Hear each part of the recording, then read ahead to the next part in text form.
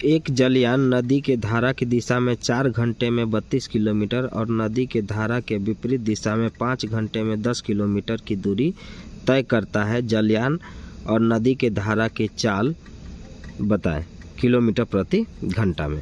हमें मालूम है कि धारा की दिशा में जब नाव चलती है तो दोनों का चाल जोड़ दिया जाता है, और अगर विपरीत दिशा में नाव को चलाया जाए तो दोनों का चाल घट जाता है।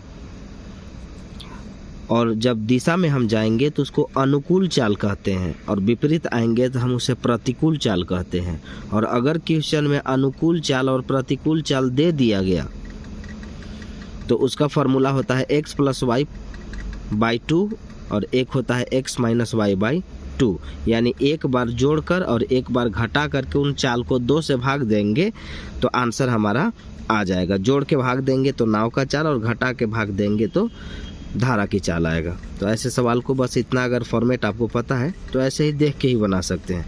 देखिए, एक जलयान नदी के धारा की दिशा में 4 घंटा में 32 किलोमीटर, तो ये दूरी दिया है, ये समय, चाल निकल जाएगा, यानी 32 को 4 से भाग देंगे 8 आएगा, यानी चाल आ गया 8।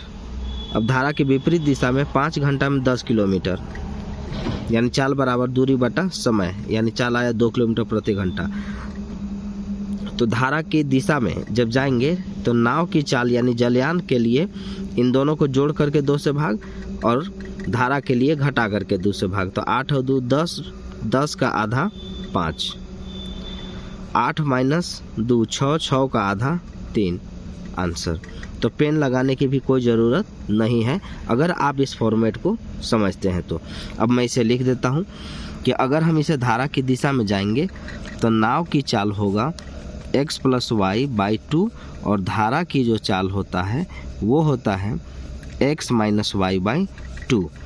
तो नाव की चाल जब हम गए तो हमारा आया चाल बराबर दूरी बटा में समय, 32 किलोमीटर 4 घंटा में, यानी 8 किलोमीटर प्रति घंटा चाल था। अनुकूल चाल क्योंकि दिशा में जा रहे हैं, और एक प्रतिकूल चाल दिया हुआ है जो कि चाल बराबर होता है दूरी बटा समय, यानी दूरी बटा में समय 2 किलोमीटर प्रति घंटा है। तो ये आया अनुकूल चाल क्योंकि दिशा में जा रहे हैं, और ये है प्रतिकूल चाल क्योंकि विपरीत आ रहे हैं। अब जब अनुकूल चाल और प्रतिकूल चाल जब दे दिया जाता है तो नाव के लिए x + y/2 यानी दोनों को जोड़ के 2 से भाग, और धारा के लिए दोनों को 2 से घटा के 2 से भाग।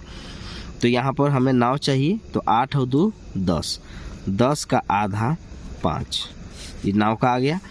अब हमें धारा चाहिए तो 8 - 2 6, 6 का आधा 3, 5 और 3 ऑप्शन 4। तो ऐसे सवाल को आप एकदम आराम से बना सकते हैं।